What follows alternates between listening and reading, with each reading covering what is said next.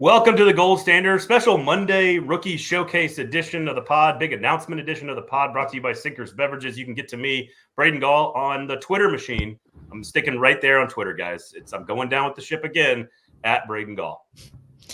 And I'm Emma Lingan, and you can find me at Emma_Lingan. And I'm Michael Gallagher. You can find me at MGSports_. Can I do the whole hockey season is here? Can I do that today, or are we still like 3 weeks away? 4 weeks away? What do we think? Am I allowed to do that? I think it's a little early. Just me. I mean, we're talking about rookies. Yeah. Rookie hockey season is here. All right. Rookie showcase hockey season is here. Emma has covered one of those before, of course. And we've got some big announcements coming up today on the show, but brought to you by Sinkers Beverages. Each and every Wednesday, our big free pod will be available. The Gold Standard will be available. Michael, Emma, and myself will be here most Wednesday mornings live for you guys during the hockey season. Covering the Nashville Predators, brought to you by our great and amazing friends, the Sinkers Beverages, 3-time liquor store of the year in Nashville, Tennessee. We'll tell you a little bit more about them a little bit later on in the show. Of course, we'll preview rookie showcase and training camp with Michael and Emma coming up today on the show. Again, a Monday edition, a little early this week. All the rookies report, I believe, on Tuesday, and then practice starts on Wednesday.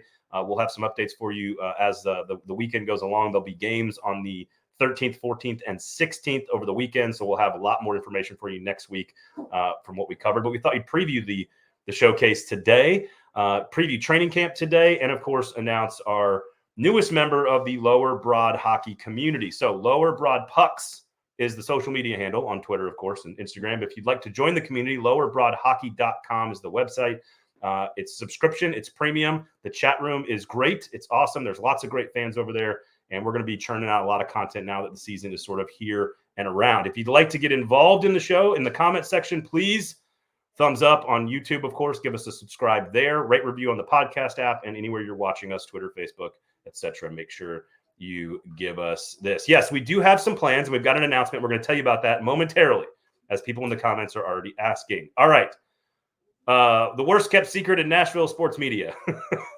The fourth member of our team at Lower Broad Hockey, again, lowerbroadhockey.com. And yes, there will be some audio and video elements to all of this. We'll talk through that here momentarily. But that's right. Adam Vingan, welcome to the team. Welcome to Lower Broad Hockey. And now this is what it looks like when four of us are on the screen together. Adam, good morning, sir. I don't see four of us yet. This announcement rollout is off to a great start. I just see a black box. I see all four of us. Does everybody see Adam? I see Adam just fine. Oh, there I am. Yes. The boomer of the group. worst kept secret. And by the way, in terms of how early it is to say it's hockey season, there's already Halloween decorations up in my house. So I guess it's never too early. Well, it is for me, but I lost that vote 2-1 to a 3-year-old and my wife. Is it Bridget or is it Arlo that's the big Halloween obsessed people? Mostly Arlo. Okay. All right. He wanted to make Halloween, quote unquote. So we've got Halloween already in our house. But yes, Halloween the rumors are true. I don't know if there were any rumors, but they are indeed true if there were. I am happy to be a member of Lower Broad Hockey to support what the three of you have already done. Braden approached me during intermission of a Predators Canucks playoff game, asking if I would be interested. And honestly, my gut reaction was no. Like, I was just like, do I really? I'm just being honest. My gut reaction was no. But there were a couple of things at play. The first is, and Braden might clip this and play it for himself whenever he's feeling down. I believe in Braden's ability to build a community. I was on the ground floor of 440 when we launched the Gold Standard, among other things, and I had a fabulous time doing that with you for a few years, and I knew that you had all the connections and the infrastructure. Yes, wipe those tears away, my friend. I knew that you had built. Okay, enough. That was enough. You built a community, and I've seen it firsthand, so I believed in that. And it was also a bit serendipitous that about a week before you approached me, I had published a feature on Sportsnet about Barry Trotz as a playoff preview for the Canucks Predators series. And it reminded me of how much I enjoyed writing those in-depth profiles, which I have not had many opportunities to do over the past 2 years. So that is what I'm going to be doing here as often as I can, is writing those types of longer features, which I think that I'm good at, which I think Predators fans deserve. And, I'm also here to support Michael and Emma and all of the good work that they do. They're the stars of the show. So I'm looking forward to that. And Braden, you and I are going to be doing a subscriber only podcast, probably on Monday mornings. We're still hammering out those details, but the plan is to do those on Monday mornings, and you get the free edition with these 3 lovely folks. But if you want the OG gold standard of Braden and myself, you're going to have to pay for it. I don't work for free. Nobody does. Nobody does. Hopefully, if you do, you need to contact a lawyer. But the point being, I'm very excited to be a part of this. As I said, I believe in what Braden has done, not just with Lower Broad Hockey, but the whole 440 sports media landscape conglomerate, whatever you want to call it. Go on. And I'm excited to be able to get back to doing the types of stories that I haven't been able to do these past few years. Talking to people, writing in-depth profiles, getting to know players, other people around the team in a way that you wouldn't just by watching games. So yeah, that's my spiel. I hope there are people who are happy to see me. I did mention that there are people who are subscribers who were awful mean to me near the end of my time at The Athletic. You know who you are. People don't forget. And people don't forget. And hopefully you're happy to see me now, because you're kind of, All right, enough of this sappy shit. All right, enough of this sappy shit. Stop. I'm happy. I'm happy to be here. Thank you for having me. Emma and Michael, the more important questions. When is it too early to start decorating for Halloween? That's what I'd like to know. Michael, is it your wife? Does your wife decide the decorations? Is it you? Emma, are you you have your own decision making here? But I'm just curious. When is too early? Because I am now a huge Halloween decorator due to my children. My children love it. They love Halloween for obvious reasons. When's too early? I don't know. I think that changes based on whether you have children, which I do not. So I don't know, unless my dog decided that she wanted to have us decorate early, then I would say maybe October 1st is probably like standard. Feels right. I don't know. Yeah, I would agree with that. My wife is the one that does all the holiday decorating. Fortunately, she's not a huge Halloween fan, so we don't really decorate for that. But I will say our Christmas tree was up last year at the beginning of November. So wait. The Christmas tree beginning of November? Yeah. Don't want to open that can of worms right now, but that just gives you some insight into how did it survive? And this war on Thanksgiving will not stand. This unchecked aggression will not stand. It's a fake tree, so it can survive on its own. It doesn't have to be watered. Okay. It's one of those ones that has like that white stuff on it, so it looks kind of frosted. I enjoy it. The way I look at it is, it's not hurting anyone. If it makes her happy, whatever, it's fine. I can deal with a tree being up for an extra month. Like it brings some festivity to our household. That's true. My wife does the decorations for every single, and my kids frankly now do too. They had a whole Olympics thing. We had Olympic flags, every flag in the world, like around the thing, and little flags and all kinds of stuff. They do all the decorations. I do Halloween. It's the only holiday of the year that I do, because I've got all the weird, creepy stuff that goes in the front yard. And like, what I really want is I want that 12-foot Home Depot, no free shouts, skeleton. The big, huge one that's like all over East Nashville. You can see those everywhere. We do Black Friday Christmas tree shopping. We go get a real tree on Black Friday. That's the rule. We've compromised on that. And Halloween for an entire month. Sounds good. Okay. All right, Adam. We'll go around the horn here, because we'll get to rookie camp with Emma and Michael coming up in just a second. But just in general, this entire offseason, this entire summer, and now we're heading into camp is getting here. Your thoughts on all of the things that have happened, and of course, expectations heading into this camp. What are the things you are most looking forward to when training camp actually arrives? Am I starting? Yeah, that's what Adam, we'll start with you, means. Okay.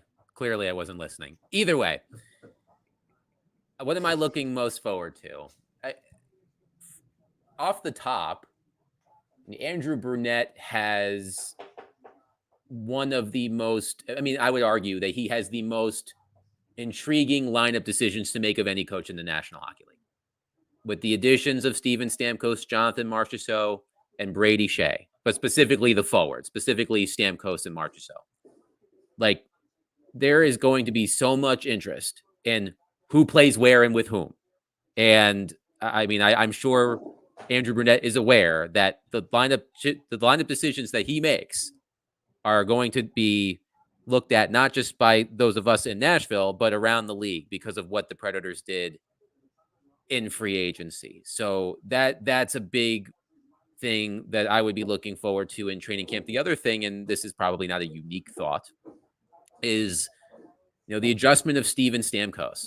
I think he is one of 19 or 20 players. I believe it's 19, but I'll say he's one of roughly 20 players in NHL history to switch teams for the first time after spending at least 16 seasons with one team. And the list of players on that list is it's chock full of Hall of Famers and incredibly good players. But when you spend nearly 2 decades with one team, you're the face of the franchise, you're the captain, you help them win multiple Stanley Cup championships, and you're going to a new team. Like, it's going to be under a microscope. Frankly, I think that the attention that the Predators are going to receive at the start of this season is going to be as significant as it was in the fall of 2016 when PK Subban was preparing for his first Predators training camp. I think the attention, the national attention specifically, is going to be heavy on the Predators at the beginning of the season because of what they did. So if you're one of those fans that doesn't think that the Predators get enough love around the league, it's probably not going to be that case at the beginning of the season. Emma, what about you? We'll get into the rookie stuff later, but I'm curious about that same question for you. Yeah, I think, kind of echoing what Adam said, but also I'm excited to see, maybe not excited, that might not be the right word. I'm intrigued to see how fans will handle the beginning of the season, and no matter, how that goes for the Predators, if they're immediately successful right off the bat, if they struggle a little bit in their first few games, while they kind of adjust to the new roster and everything. Predators fans do not disappoint with their reactions to things, as we have discussed in the past. So I think I will be, whether it's good or bad, I'll be interested to see if fans, can temper their expectations for certain things. Mike, you're next. Yeah, I think I'm curious to see. I mean, we all know how great of an offensive coach Andrew Brunette is, and you're adding 2 40-goal scorers. So I think the expectation is offense, and I mean that's a pretty reasonable expectation considering this team tied the franchise record for goals scored last year, which Hockey Reference did not have right. We established that several times before. Don't hate. But I think the thing I'm most curious to watch is how does the defense kind of come together, because the penalty kill was terrible last year. We think that it's going to be Roman Josi and Brady Shea, and then Lauzon and Carrier, and then the third pairing is probably going to be a rotation of some sort of Shen, Fabro, and Stastny. I'm curious to see if that's how it actually plays out, because like we talked about last week on the pod, when they traded for Ryan McDonough, the expectation was McDonough and Ekholm, and that didn't work out, and it took them 20-something games into the season before they realized, hey, this isn't working. So I'm curious to see if the Predators go with the obvious thing that everyone thinks they're going to do, or if they're going to switch it up, if they're going to somehow move Shea to the second pairing and Josi and Fabro. They were pretty good together last year. Is that going to be a pairing? I'm curious to see how are you going to fit 7 defensemen into 6 spots and fit them into the correct spot too. And Josiah says, can't wait for the meltdown sure to happen when Stamkos doesn't score any goals in the preseason. Like, does Steven Stamkos have a lot to prove to us in the preseason, guys? Like, do you think he does? He shouldn't, but there absolutely will be a meltdown if he does not, score. PK Subban scored in his first preseason game, if I'm not mistaken, and the Predators sold that game out. So no pressure, Steven. I'm just saying. Isn't there a pretty long track record of like Predators scoring a goal in their first game with there the franchise? Was at least when I haven't been keeping track the past 2 years, but I feel there was definitely like Mike Fisher scored in his first game out of retirement. I think Kyle Turris scored in his first game. I think Ryan Hartman scored in his first game. Johansson, Subban. Yeah, there's a lot. Psyduck, is that what we're seeing here? Psyduck says, or the parade planning when he's the top point scorer in the preseason. Yes. Basically what we're preaching here is moderation, folks. Just never too high, never too low. Just be Nick Saban. Okay. Moderation is also important at Sinker's Beverages. There you go. There you go. The check is in the mail, Adam. You're getting extra this week. Sinker's Beverages. Yes, that's correct. That's correct. All right. So we'll talk some rookie stuff here. I do think we need to. Aren't you doing radio this week, Adam? Aren't you doing radio this week? I am. Here's a question for Michael and Emma and the team out there in the comment section. We need to get Adam to either work lower broad hockey into every show he does on the radio, or we need to give him some phrases and some sayings that he needs to work into conversation on the radio. Nothing that'll get you in trouble with the FCC, but I think we do need to work some phrases in, like something like it's springtime in the Congo or something ridiculous. We need something ridiculous. If you guys can come up with anything. Is this like the weatherman that works in Taylor Swift songs into his yeah? Well, Dan Patrick used to do this as well, where he would have like Mike Tirico on or Al Michaels on, and he'd be like, all right, you're doing Monday Night Football this week. I need you to say this on a national broadcast. And then he would, my passion bucket is full or something like that, I think is what he used to say. So we need to get something. If anybody has any suggestions, please. Anybody? You guys want to make Adam say something? See if he's good enough, a wordsmith who can work it into the conversation? I mean, you can leave them in the comments if you'd like. There you go. All right. I'm game, I suppose. Just keep them clean. Oh yeah. We're not trying to get you in trouble here, man. We're trying to have a little fun. All right. Sounds like Michael and Emma have no ideas. All right. I know this is off the cuff here, but Emma, you're the young person correspondent. Give me some phrases. Really here. not that much younger than you guys. I know. What does very demure mean? I'm too old. I'm too old for that. I don't even know. I think it's a TikTok. I don't know thing. what that is. I have been in an argument for a week with my wife about what demure actually means. I think it's a TikTok thing. I mean, the word demure, I know what it means, but like the whole trend, I think it's a TikTok thing, in which case I know nothing. That is skibbity toilet right there. That's what I want you to work into. Skibbity toilet. Work skibbity toilet into the broadcast. What is that? It means bullshit, basically. But the kids are saying it. Do you don't understand? Arlo's not old enough, and my kids aren't old enough yet, but I've got friends who have older kids. They have to have a language to speak that we don't understand as their parents. It's not new. It's not a new thing. It's happened for generations, but mid and sus and cap and all this other garbage, like they have a whole language and it's fine. But I think skibbity toilet's one of them. So if you could work skibbity toilet into the show, that'd be great. And then what about based? Is based a thing? I don't know. I know demure is a new thing on TikTok, to Emma's point. This choo-choo is ready to chug. That's a good one, Ben. That's a good one. If you can get one of the things I need to say. So let's see if you get. We'll just give you one this week. All right. If you can get this choo-choo is ready to chug, and here's this choo-choo was ready to chug after the first half of the Titans game yesterday before it went off the rails. Nicely done. There. See, there you go. There you go. Wordsmith Adam Vingan. All right. Sinker's Beverages, everybody. Everybody shop at Sinker's Beverages.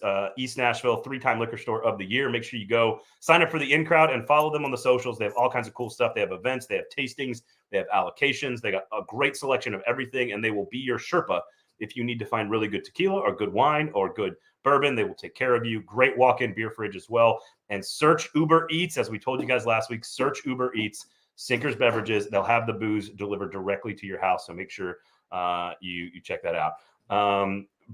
Braden knowing TikTok stuff, and Emma doesn't show who's younger at heart. Okay, look, I am old.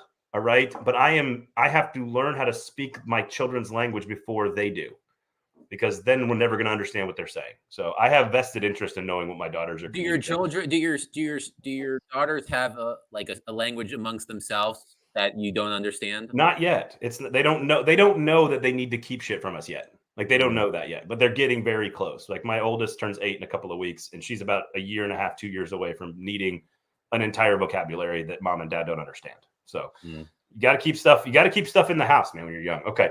All right, Adam, thank you so much. Sinker's Beverages, Adam, and we'll see you guys. We'll see you on Mondays, and of course, his writing at Lower Broad Hockey, and you can get to him on the Twitter machine at Adam Vingan, posting Simpsons gifts everywhere. So thank you, Adam. All right, guys. Thanks. Awesome. All right, let's take a look. And if you guys want to jump in and ask any questions about any particular members of this rookie showcase. Emma, I want to start with you because there's a lot of really interesting stuff that's going to happen over the course of the next week and a half. We'll have an entire breakdown of this next week on the show and over at lowerbroadhockey.com. But what are the goals here? You've covered one of these. You were around them in person. What are the goals? There's player development. There's trying to make a roster. There's coaching. There's coaches getting to know these guys. Like, what is the main goal, in your opinion, of all the different interested parties when it comes to the rookie showcase with Carolina, Florida, and Tampa Bay coming up this week? Yeah, a lot of it is, kind of similar to what happens at development camp, but it's also different because the rookie camp includes the rookie showcase, which is obviously they're playing games against these prospects from other teams. And a lot of that is about kind of getting, at this point, a lot of the time they know what these individual players can do and they know what to expect from individual players. But a lot of it is about seeing what combinations work well together. Because all of these players are not necessarily, it's not like they're going to all arrive in the NHL at the same time or even in the AHL at the same time. But, the idea is that looking ahead, you have all of these players that, more or less on similar timelines will probably, if all works out well, they'll be playing alongside each other. For the Admirals and then eventually the Predators. So it's about, not even just necessarily what specific players, but what types of players work well together. Just kind of seeing how these guys are in game situations. It's very different than just working on like training and practicing like they do in dev camp. Mike, what about you? When you cover one of these and you're watching one of these, are you just trying to see strengths and weaknesses? Are you just trying to see, hey, this guy does this well, this guy does that well? What is your goal when you watch these guys? Yeah, I think Emma was right. It's kind of about looking and seeing who's good at what, who plays well with other players as well. I think the perfect way to sum up the point of a rookie camp is I think back to the 21-22 season when the Predators had Connor Ingram. I believe Askarov they just drafted him, or he was coming up through the system too. And the goal was to get a look at both of them, but also the Preds didn't come right out and say this, but the goal was to assess Connor Ingram. He got a lot more playing time during that rookie camp.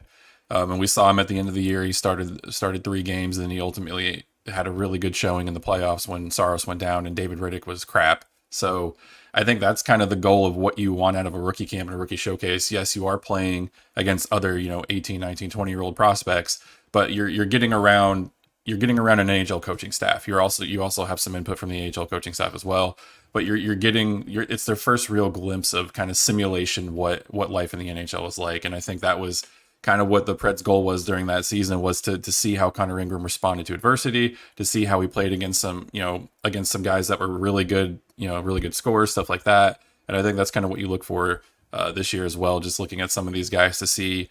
I think it's a measuring stick of how close some of these guys are to being NHL ready. And I think it's also a measuring stick of seeing how good these guys are relative to the other guys on the team. So we'll get into some specific players. We'll get into sort of some of the positions, and we've talked about a lot of this stuff this summer. And but it's great to have people on a sheet of ice doing hockey things. But there is some news here before we get into that, and that's Juuso Parssinen, of course, 1 year, $775,000, I believe a 2-way contract. Correct? I think that was confirmed literally as we were going live. It's a one-way contract. One-way contract. Okay. So ultimately, that's a fairly decent number there for the Predators. And we kind of suggested roughly about $1 million per RFA, maybe less than that, probably. That's actually cheaper than I thought they'd get him. I thought he would be 850, 900, somewhere close in that range. Well, so, his qualifying offer was larger, but he likely took less money for the one-way deal, because the qualifying offer, I think, was like 813 or something like that. And so he could have gotten like that for maybe a 2-way contract, but he wanted the one-way, so he took less money to get that one-way contract. Well, tell everybody what that means, just so if you're listening and you don't know what that means, that means you're in the NHL. Yes, there you go. It means it's harder. Not necessarily. I mean, he still has, I believe, Clay Brewer said he had 71 games of. He still waiver exempt for another 71 NHL games. So basically what it means is he's making the same salary if he's in Milwaukee as if he's in Nashville. It doesn't necessarily mean he's on the team, but it's a good indication that's probably where they're leaning. Yeah. And theoretically, it means that if he's making the same salary either way, it's like if you're going to pay the guy, you want him to be on your NHL roster. If you're going to have to pay him the same no matter what. So like Mike said, it's an indication that he's probably going to be on the NHL roster. Yeah, and that's what one way actually means, which means you pay that amount of money wherever he's playing hockey. Mm-hmm. That's sort of what it means. Look, we talked about this. He is a guy, there's gonna be a lot of focus on the second line, a lot of focus on the new players, a lot of focus on the pieces that we've discussed, and Brunette having interesting decisions to make about this stuff. But he's a guy that can literally slot into a lot of different places that they have questions. And if it's fourth line with McCarron and company, he could play down there. He could play on the third line as a winger. He could play center on the second line. Like, he can do a lot of things. He could play on the penalty kill, in the dirty areas. Hopefully he returns to form. When was it 2? Like, I lose track of like when each of these players had their good chunk of time. Like, I think Parsons was 2 years ago where he had a really good chunk of time and then kind of got hurt and the injury kind of slowed him down. He could do a lot of stuff for this team. And so a cheap player like that who can do a lot of things, you could do a lot worse if you're the Preds. Yeah, I think it's a good signing because, like you said, 22-23 was when he had 25 points in 45 games. So I think if you get that version of him, it's a really good deal. And I think that version of Parson definitely has a spot on this roster. Yeah, definitely. It was that 22-23 season, his rookie season, which was honestly a lot earlier than a lot of people expected him to make his debut. Especially as a 7th round pick, and he really kind of came firing out the gate that first year. And of course, he has had some injury trouble. Unfortunately, that goes back many years to even before he was drafted. And that's actually why he was drafted in the 7th round.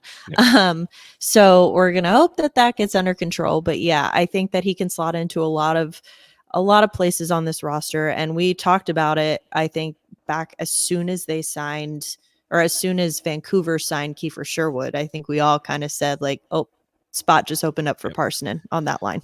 So you guys would say that the Parsonen Choo-Choo was in fact ready to chug, is what you would say. Is that what you would say? I would not use those words, but yes. Well, let's hope Adam does. All right. So the question is then, when we get this showcase going, who are the USL Parsonens of this group? There's 2 areas that I'm very interested in. There's a 26-man roster. I'll give you guys the layout here of what's going to happen. Florida at 2 p.m. They'll play Florida at 2 p.m. on the 13th. They'll play Tampa Bay at 5 p.m. On the 14th, they'll play Carolina 1 p.m. At the 16th, I believe it's all in the Bellevue Center, the Fordyce Center out there.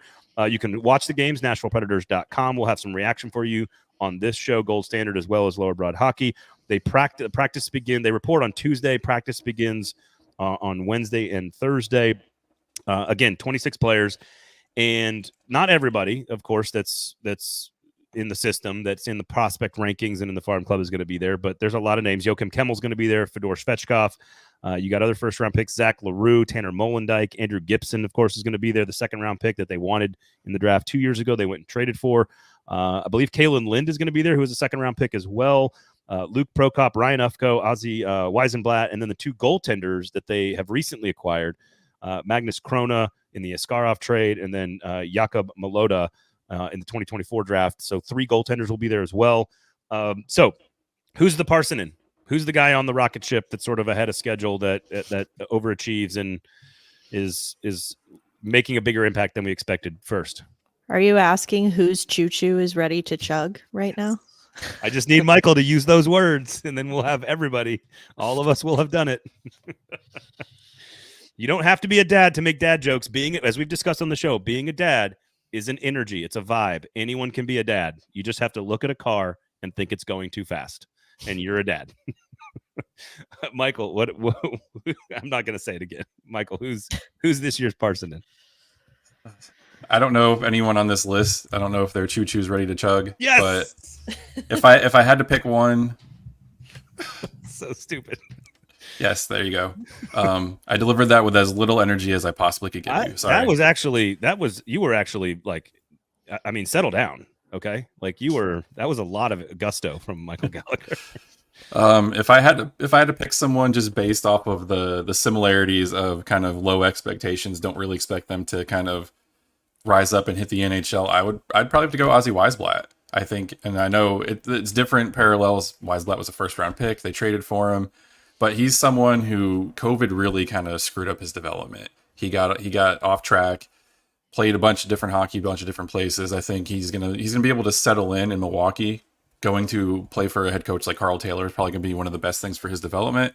I think skill wise and what he can do, I think Weisblatt is probably going to be my choice, because I wouldn't be surprised if he is the first call up during the regular season. Forward wise, not defenseman, obviously. He's someone that can slot into the bottom six. He has a little bit of that physical edge to his game. He obviously knows how to put the puck in the net. I think he just needs some stability, and I think this is a good organization for him to do that. So I wouldn't be surprised if he is the Juuso Parson of this year. But again, I don't think anyone in the system is really has kind of the trajectory that Parson did, but I would pick him.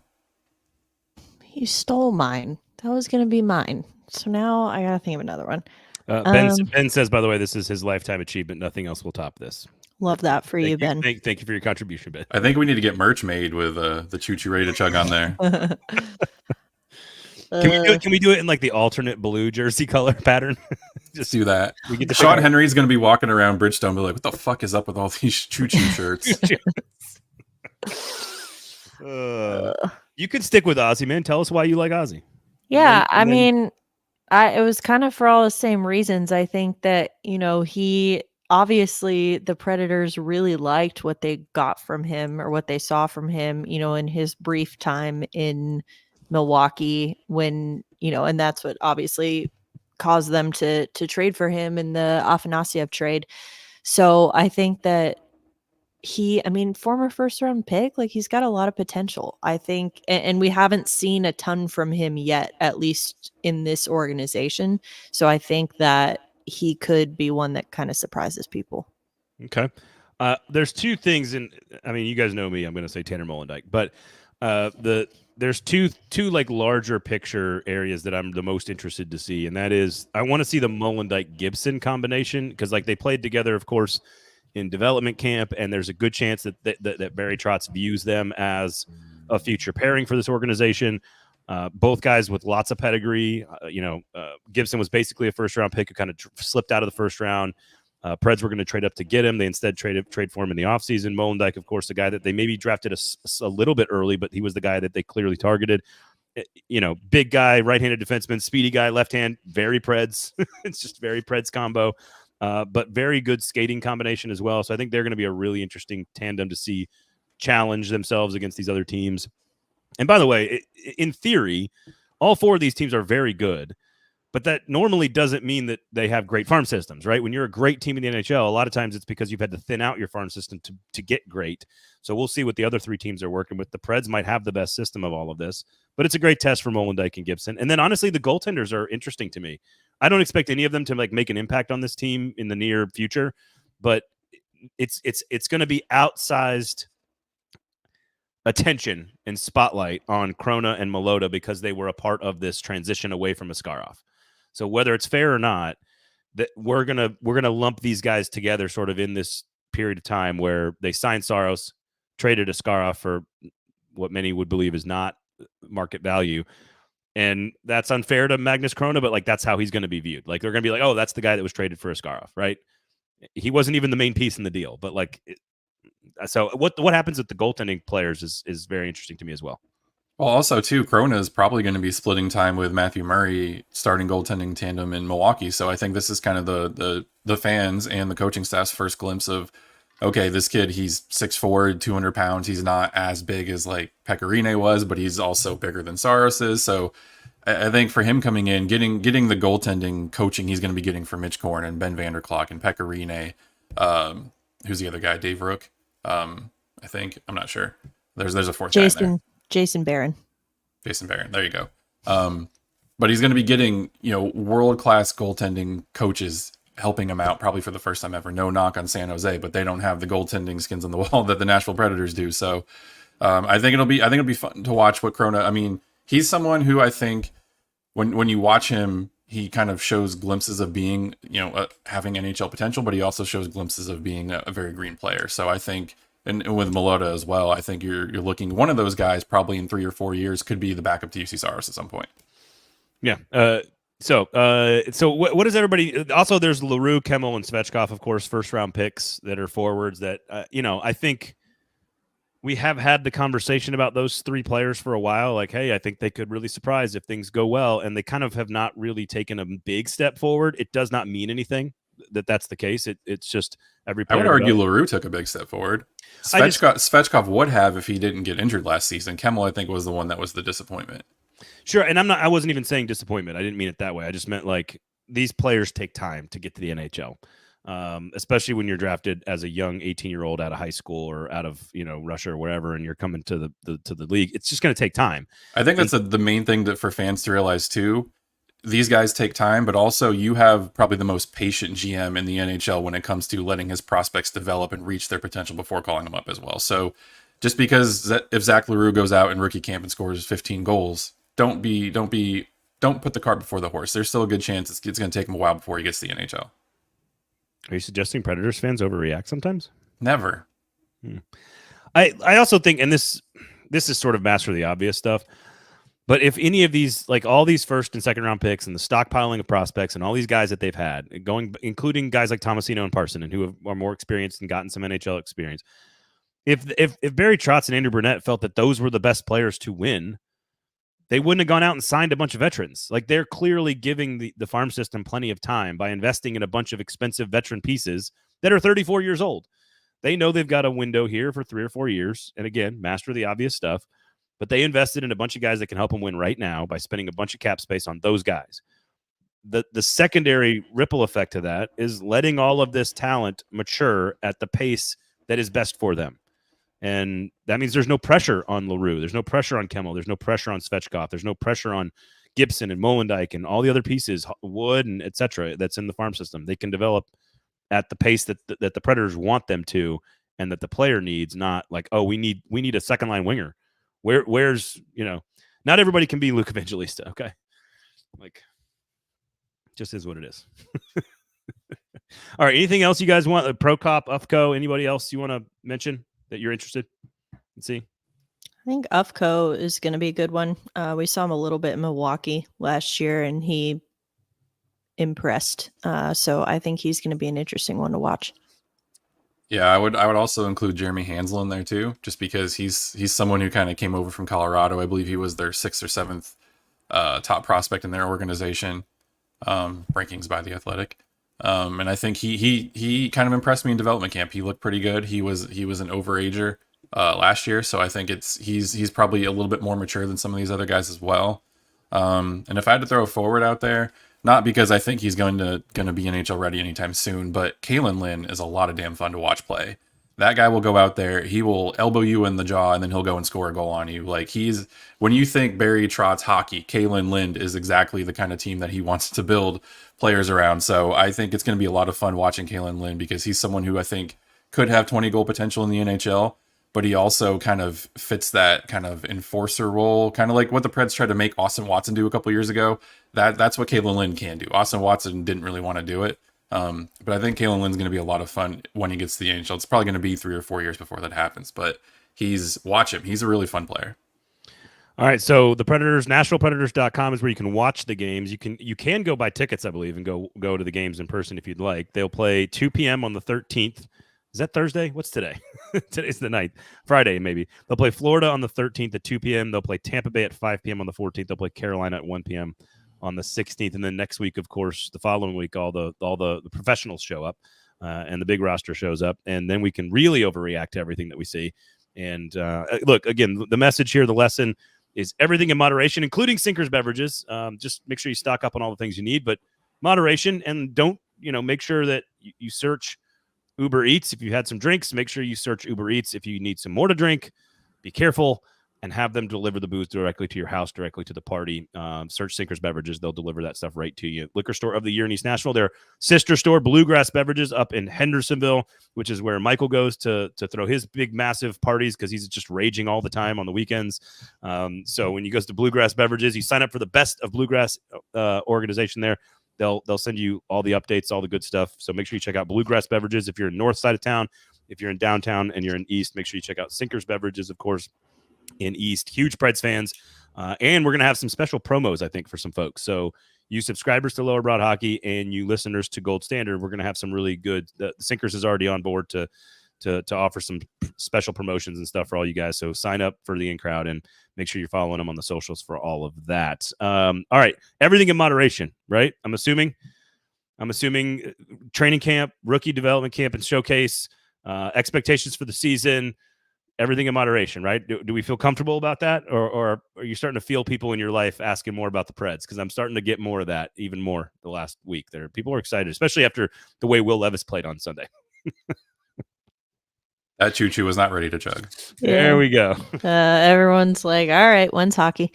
And as a Packers fan, losing Jordan Love on Friday night was just lovely. He was my fantasy quarterback. I'm so mad about that. He was my wife's too. And she was like, well, if I'm going to have to watch these games, I need to be more invested in the Packers. And I was like, thanks a lot, honey. How can you not be invested in Malik Willis? They reached out to Ryan Tannehill for a reason, Michael. Here's the problem. Here's the other thing. I have like all of my family coming into town. Like my brother's coming in, my cousin's coming in, my parents are coming in, and I'm responsible for a lot of tickets to the Packers-Titans game in 2 weeks. I don't know if they're cheaper or more expensive now. I don't know. They were very, very expensive, but people are less excited to watch the backup quarterback come play in Nissan Stadium. Especially the backup quarterback that they just traded a couple weeks ago. Go Titans. Now I'm just a Titans fan at this point. Go Titans. No, I think, Emma, I feel like you were about to say something about fans overreacting. Before I cut you off, I apologize. I don't remember, but that does sound like me. Yes. I would say everything in moderation. I am starting to get some of the questions too, just from like casual fans. Like now that we're getting closer to hockey season, people are like, oh yeah, didn't the Preds like do a lot of stuff this offseason? And it's like, yeah, they did. And so I think that it'll be exciting, but again, like I just want to see, I'm also getting a lot of questions, even for like, for example, over at the Hockey News, and they're doing, on the main site, kind of doing individual team previews for like fantasy and things like that. And people are asking me these questions, for my input about, who's going to score more points, Novak or Evangelista? And, what do you think the point spread is going to be for, Steven Stamkos on the power play and all this stuff? And I'm like, okay, all of this is going to depend so much. I hate making predictions at this early, because it's like all of this is going to depend so much on whether Stamkos plays center or wing. And I don't know. And that's what training camp is in part going to be about. So it's just because it has a domino effect. It's not just, oh, where's Stamkos going to play? It's if Stamkos plays wing, then maybe Novak is the center. If Stamkos is at center, then Evangelista can move up and then he gets more playing time. So it just like, it has an impact on everything else. And so it's hard for me to make those predictions at this point. Yeah, I think I'm starting to get, when you step back for 2 seconds and you just think about the last 2 off seasons together, it is like there's very few franchises in any sport that go through as much transition as this organization has in the last, I guess it would be like almost 20 months now, about 24 months. I guess what was it, February when David Poile, 2 Februarys ago when he announced that he was stepping down and Barry Trotz would take over. You're not quite 2 years, but it's been an insane chunk of time for the Predators, and for them to be settled in where they are from that moment where it's like, okay, they're not competitive. They may not make the playoffs. John Hines is probably going to get fired. Like all the things that were wrong. We're going to trade Matthias Ekholm. We're going to trade Tanner Jeannot. We're going to trade all this stuff. And then to be sitting here with like, I mean, there's like there's like a Hall of Famer on the team now, like with guys that are going to, you know, are among the best players in the NHL trying to go for a division championship and contend. It's a pretty big swing from an organizational standpoint. And so I understand fans maybe not fully understanding, like, oh, what, isn't David Poile the GM and John Hines is the coach and we don't really like him that much and da-da-da. And it's like, no, now they've got a new this, new that, new everything, new here, new there, and they're ready to go. Other than Josi, Saros, and Forsberg and Colton Sissons. I don't have the exact number in front of me, but And I Cole think Smith. can't leave Cole Smith out. He was not on the Stanley Cup team. It's UC, Forsberg, Saros, and Colton Sissons. I know. I just wanted to get a reaction out Fair of enough. everyone. Fair enough. I think it's something like there's 10 or 11 players from the opening night roster 2 years ago that are not on this team anymore. Plus, you have a new GM and head coach, so the turnover has been pretty high.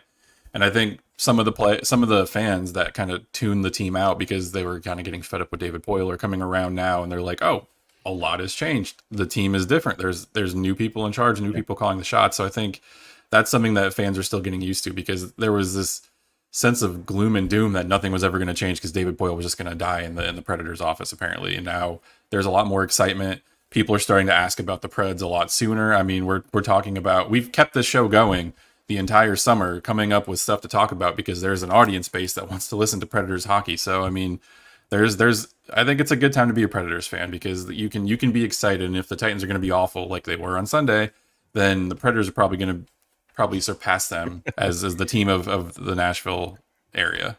Well, and Ben says this, he's in Caps Canes territory, and people are talking about them and asking about the Preds in that area of the country. And I will say, like, Adam's not wrong about this. They've gotten more like Stamkos already has national requests for media people that want to do the big story about the transition of 16 years. And, you know, Marcia Schott's got his own backstory as well. And, you know, Brady Shea's got a backstory. Like, they all have backstory here on this. And Josi and Saros and Forsberg, while they are not at the top of the list when it comes to like the McDavids and the Austin Matthews of the world, they're kind of right there in that next tier. And when you put it all together, good, smart hockey people from around the league know that this is a team that can contend for a division. No one's picking them to win the division. And actually, I think that's a good sweet spot for the team to be in. I don't think you want to be the number one team picked by everyone to win everything. I don't think you want that. I think you want to play better when there's lower expectations. Right. I think it's good to be sort of in that second tier. And I say this about every sport. I say this about the University of Tennessee. Like, hype's growing for Nico and the University of Tennessee. I think they like the fact that they came in at like 5th in the SEC. Like, they didn't want to be preseason number 1 or 2. They wanted to be kind of like in that second tier. And I think that's a good place for this Preds team that does have, and this is to your point, Emma, like, people are going to overreact to everything. They play a lot of nationally televised games this year. And there's going to be a reaction in the first couple of weeks of the season, like there always is. And I just think it's okay to say, look, patience is important here. There's a lot of new pieces, a lot of veterans that are set in their ways that need to figure things out and figure out with new players and a coach, and et cetera. And it's okay to be like, this team is still finding itself a month and a half into the season. I think that's okay. It's a long year. Hockey is so long. It's so long. It's not like football where you do have to overreact every Monday to one of 17 data points, or in college football, one of 12 data points. You got 82. So a lot of stuff. Okay. Anything else? Anybody? What are you guys working on that you want everybody to go track down and find and read and consume? I will have a preview of rookie camp for good folks at Lower Broad Hockey Wednesday morning. And then I guess Thursday, since Emma's newsletter comes out on Friday, I will have the completed prospect guide. We're still trying to figure out logistics of whether we can have that on the website to download, or if we're going to have to send it out in an email or whatever, but we will have a prospect guide for you guys. It's been coming for a long time. We're going to get it for you. I had to redo like 30% of it on the fly because they traded Askarov, and he was a good chunk of what I had. He was on the damn cover, for crying out loud. That's true. They've done a lot of stuff this summer. Emma? Yeah. Every Friday, Lower Broad Hockey, you can get my weekly newsletter on all things NHL with a focus on the Central Division and how things impact the Preds. And a good sense of humor. So I do appreciate that, Emma. Keep writing. All right. So good stuff for all you guys. Go to Sinkers Beverages. Adam's going to be back. Of course, we're going to have a lot of stuff from Adam starting this week and next. And hockey, I'm just going to be like, hockey's back. There's going to be hockey players doing hockey things at a hockey rink starting like Wednesday. So I think hockey's here. and I'm okay with that. I don't think you can say that until you officially put a hoodie on. When you put a hoodie on, hockey's back. I had a hoodie on last night, and Emma's wearing one right now. So does that count? That doesn't count because it's like 70-something degrees outside. It was like 58 this morning. It was so good. It was so good. So it was 51 this morning when I took my dog out. So well, you took yours out earlier than I took mine out. It's only because I got peer pressured into taking a very early workout class that I probably will not do again. I have never been a morning workout person, and now I know I'm getting old because now I only work out in the mornings. It's like I take the kids to school, and then I immediately go to the gym, and then I come back here to work, and it's like I used to work out only at like 4 o'clock. I could never do it in the morning, and now I have to start my day working out. It's terrible. It means I'm old. I do feel better, though, so there's that, I guess. All right, Lower Broad Hockey, Adam Vingan, Michael Gallagher, Emma Lingan, myself. We're going to have 2 podcasts a week for you. We're going to have a subscriber-based podcast on Monday. We're going to have the Gold Standard still free for you, brought to you by Sinkers Beverages. On Wednesdays, we've got the newsletter. We've got a lot of stuff coming for you, a lot of really interesting coverage for the Nashville Predators, and obviously we really want you to be a part of that community. The chat room, of course, is absolutely incredible. It's the best part of it. I didn't expect that, but it's great. You guys make that happen, and, of course, those of you who are invested in that website and that community, we are going to take all that and reinvest it back in you guys for good coverage and good stories. And this team will have a lot of good stories to tell, whatever happens. So, all right, that about does it for us, I think. Special thanks to everybody for hanging out and for talking with us and chatting. And thumbs up, of course, on the YouTube page for a subscription. We do appreciate your support there. And obviously, if you're listening on a podcast app, please give us a review. 5 stars only, of course. If you do not give us 5 stars, you are a hater. Otherwise, follow us on the socials as well. You can get to her at Emma_Lingan. You can get to him at MG_Sports_. Michael Gallagher and Emma Lingan. I am Braden Gall. Thank you all for listening. We'll be back all the way next week. So I know it's a long week this week, but we'll have rookie showcase breakdown for you and a preview of actual training camp. For Emma and Michael, I'm Braden. Thank you for listening. We'll talk to you guys next week.